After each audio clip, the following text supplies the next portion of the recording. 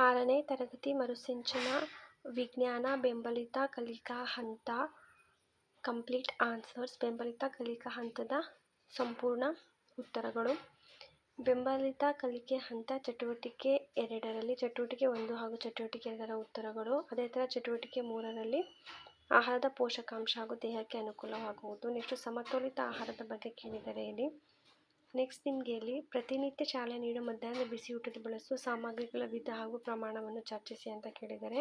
Next ಇಲ್ಲಿ ಆರೋಗ್ಯ, vitamin A B C D ಇದರ ಬಗ್ಗೆ ಹಾಗೂ ರೋಗಿಯ ಲಕ್ಷಣಗಳು, ವಿಟಮಿನ್ ಕೊರತೆ ಹಾಗೂ ಪರಿಹಾರಗಳ ಬಗ್ಗೆ ನಿಮಗೆ ಇಲ್ಲಿ ಆಕ್ಟಿವಿಟೀಸ್ ಇದೆ. ನೆಕ್ಸ್ಟ್ ವಿಟಮಿನ್ ನ್ಯೂನತಾ ಕಾಯಿಲೆಗಳು, ಲಕ್ಷಣಗಳು, ತಡೆಯುವ ಮಾರ್ಗಗಳು. ನೆಕ್ಸ್ಟ್ ನಮ್ಮ ದೇಹದ ಸಮರ್ಪಕ ಬೆಳವಣಿಗೆ, ಉತ್ತಮ ಆರೋಗ್ಯ. ನೆಕ್ಸ್ಟ್ ಪೇಜ್ ನಂಬರ್ 60ರಲ್ಲಿ ಹೆಚ್ಚು ತಿಳಿ, ವಿಟಮಿನ್ ಹಾಗೂ ಅನೇಕ ವಿಧಗಳು.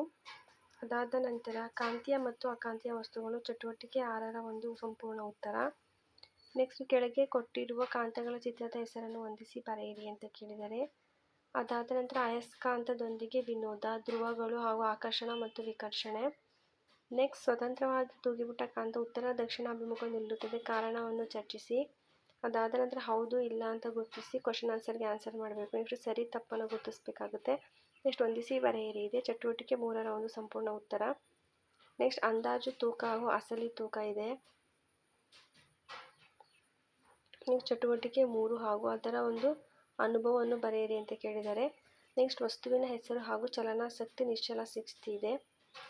ನೆಕ್ಸ್ಟ್ ಚಲನಾ ಸ್ಥಿತಿ ಯಾವುದು, ನಿಶ್ಚಲ ಸ್ಥಿತಿ ಯಾವುದು ಅಂತ ನೀವು ಅಲ್ಲಿ ಬಾಕ್ಸಲ್ಲಿ ಟಿಕ್ ಮಾಡಬೇಕು. ನೆಕ್ಸ್ಟ್ ಇಲ್ಲಿ ತೂಕ, ವಸ್ತುಗಳನ್ನು ಗುಣಲಕ್ಷಣ ಆಧಾರದ ಮೇಲೆ ತೂಕ ಹಾಗೂ ಹಗುರ ಅಂತ ನೀವು ಟಿಕ್ ಮಾಡಿ. ಮನೆಗಳಲ್ಲಿ ಈ ಮುಂದಿನ ವಸ್ತುಗಳನ್ನು ಬೇರ್ಪಡಿಸಲು ಬಳಸುವ ವಿಧಾನಗಳನ್ನು ಚರ್ಚಿಸಿ ಅಂತ ಕೇಳಿದ್ದಾರೆ. ಅದಾದ ಊಹಿಸಿದ ಫಲಿತಾಂಶಗಳಿಗೆ ತೇಲುವ ಹಾಗೂ ಮುಳುಗುವ ವಸ್ತುಗಳಿಗೆ ನೀವು ಟಿಕ್ ಮಾಡಬೇಕು. ನೆಕ್ಸ್ಟ್ ಮಾಹಿತಿ ಭರ್ತಿ ಮಾಡಿ ಅಂತ ಕೇಳಿದ್ದಾರೆ. ಹೆಚ್ಚು ತಿಳಿ ಹಾಗೂ ಹೊಲ ವಸ್ತುಗಳ ಸ್ಥಿತಿ ಹಾಗೂ ಬದಲಾವಣೆ, ಚಟುವಟಿಕೆ 1ರಿಂದ 3ರವರೆಗಿನ ಉತ್ತರ. ಇಲ್ಲಿ ಹೆಚ್ಚು ತಿಳಿಯಲ್ಲಿ ಕರಗುವಿಕೆ ಯಾವುದು, ಬಾಷ್ಪೀಕರಣ, ಘನೀಕರಣ ಬಗ್ಗೆ ಬರೀಬೇಕು. ನೆಕ್ಸ್ಟ್ ಇಲ್ಲಿ ವಸ್ತುವಿನ ಸ್ವರೂಪ ಇದೆ, ಚಟುವಟಿಕೆ 1 ಚಟುವಟಿಕೆ 2ರ ಒಂದು ಉತ್ತರ. ಅದಾದ ನಂತರ ದ್ರವಗಳ ಸಾಂದ್ರತೆ, ಮುಂದಿನ ಚಿತ್ರದಲ್ಲಿ ಗಮನಿಸಿ ಮಂಜುಗಡ್ಡೆ ನೀರಿನಲ್ಲಿ ತೇಲಲು ಕಾರಣ. ನಮ್ಮ ವೀಕ್ಷಣೆ ಮತ್ತು ಊಹೆಗಳನ್ನು ಈ ಕೆಳಗಿನ ಪಟ್ಟಿಯಲ್ಲಿ ಬರೆಯಿರಿ. ನೆಕ್ಸ್ಟ್ ಚಿತ್ರಗಳನ್ನು ಗಮನಿಸಿ ಪ್ರತಿಯೊಂದು ಮೂಲ ವಸ್ತುವೆ, ಧಾತುವೆ, ಸಂಯುಕ್ತವೇ, ಮಿಶ್ರಣ ಅಂತ ನೀವು ಡಿಫ್ರೆನ್ಷಿಯೇಟ್ ಬರೀಬೇಕು. ಇಲ್ಲಿ ವಿದ್ಯುತ್ ಶಕ್ತಿ, ಯಾಂತ್ರಿಕ ಶಕ್ತಿ, ಪವನ ಶಕ್ತಿ ಯಾವುದು ಅಂತ ಬರೀಬೇಕು. ಅದಾದ ನಂತರ ನೀರಿನ ತಾಪ ಹಾಗೂ ನೀರು. ನೆಕ್ಸ್ಟ್ ಇಲ್ಲಿ ಹೌದು ವಸ್ತು ಸ್ಥಳವನ್ನು ಆಕ್ರಮಿಸುತ್ತದೆ, ವಸ್ತು ತೂಕವನ್ನು ಹೊಂದಿದೆ, ನೀವು ಗಮನಿಸಿದ ವಿಷಯದ ಬಗ್ಗೆ ಬರೀಬೇಕು. ನೆಕ್ಸ್ಟ್ ಆಕ್ಟಿವಿಟಿ 85ರಲ್ಲಿ ವಸ್ತುಗಳ ಗುಣಲಕ್ಷಣದ ಆಧಾರದ ಮೇಲೆ ಗುಂಪು ಮಾಡಿ. ನೆಕ್ಸ್ಟ್ ವಸ್ತುಗಳು ವಿದ್ಯುತ್ ಮೂಲಕ ಹರಿಯಲು ಬಿಡುತ್ತದೆ. ನೆಕ್ಸ್ಟ್ ಸಜೀವಿಗಳು ಮತ್ತು ನಿರ್ಜೀವಿಗಳ ಬಗ್ಗೆ ಬರೀಬೇಕು, ಅವುಗಳ ಗುಣಲಕ್ಷಣಗಳ ಬಗ್ಗೆ ನೀವು ಟಿಕ್ ಮಾಡಬೇಕಾಗುತ್ತೆ. ನೆಕ್ಸ್ಟ್ ವಿದ್ಯಾರ್ಥಿ ಚಟುವಟಿಕೆ, ಮರದಿಂದ ಸಿಗುವ ವಸ್ತುಗಳನ್ನು ಹೆಸರಿಸಿ ಅಂತ ಕೇಳಿದರೆ ನಾನು ಆಯ್ಕೆ ಮಾಡಿದ ಮರದ ಹೆಸರು ಹಾಗೂ ಉಪಯೋಗಗಳನ್ನ ಬರೀಬೇಕು. ನೆಕ್ಸ್ಟ್ ನೀವು ಕಂಡುಕೊಂಡ ಗಾಳಿಯ ಘಟಕಗಳನ್ನು ಗುರುತಿಸಿ ಅಂತ ಕೇಳಿದರೆ ಹಾಗೂ ಗಾಳಿಯ ಲಕ್ಷಣಗಳ ಬಗ್ಗೆ ಇದೆ. ನೆಕ್ಸ್ಟ್ ಗಾಜಿನ ಲೋಟ, ಮುಚ್ಚಿದ ನಂತರ ಗಾಜಿನ ಲೋಟದ ಬಗ್ಗೆ ಒಂದು ಪ್ರಯೋಗ. ನೆಕ್ಸ್ಟ್ ಇಲ್ಲಿ ಕೃಷಿ ಬಗ್ಗೆ ಹೊಂದಿಸಿ ಬರೆಯಿರಿ ಕೇಳಿದ್ದಾರೆ.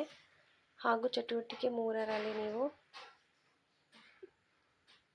ಉತ್ತರ ಪ್ರತಿಯೊಂದು ಹನಿ, ಈ ಚಟುವಟಿಕೆ 2 ಮತ್ತು ಚಟುವಟಿಕೆ 3ರ ಒಂದು ಸಂಪೂರ್ಣ ಉತ್ತರ. ಚಟುವಟಿಕೆ 4, 5ರ ಒಂದು ಉತ್ತರ ಆಗುತ್ತೆ. ನೆಕ್ಸ್ಟ್ ಕೆಲಸ ಮತ್ತು ಶಕ್ತಿ, ಇಲ್ಲಿ ಚಟುವಟಿಕೆ 3 ಇದೆ, ಆ 3 ಕೂಡ ಉತ್ತರವನ್ನು ನಾನು ಬರೆದಿದ್ದೀನಿ. ನೆಕ್ಸ್ಟ್ ಅದ್ಭುತ ಶಕ್ತಿ ಅಂತ ಚಟುವಟಿಕೆ 26ರ ಒಂದು ಉತ್ತರ. ಇಲ್ಲಿ ಶಕ್ತಿಯ ವಿವಿಧ ರೂಪಗಳು ಹಾಗೂ ಉಪಯೋಗಗಳು ಕೇಳಿದ್ದಾರೆ. ಹಾಗೂ ಕೆಳಗಿನ ಚಟುವಟಿಕೆ ಶಕ್ತಿಯ ರೂಪದಿಂದ ಯಾವ ರೂಪಕ್ಕೆ ಬದಲಾಗುತ್ತದೆ. ನೆಕ್ಸ್ಟ್ ಕೋಷ್ಟಕವನ್ನು ಪೂರ್ಣಗೊಳಿಸಿ ಅಂತ ಕೇಳಿದರೆ ಹೆಚ್ಚು ತಿಳಿಯಲು ನಿಮಗೆ 2 ಪ್ರಶ್ನೆಗೆ ಉತ್ತರ ಇದೆ. ನೆಕ್ಸ್ಟ್ ನೈಸರ್ಗಿಕ ಸಂಪನ್ಮೂಲಗಳು, ನವೀಕರಿಸಬಹುದಾದ, ನವೀಕರಿಸಲಾಗದ, ಪಾಲಿಸೋಣ, ತಪ್ಪಿಸೋಣ ಅಂತ ಇದೆ.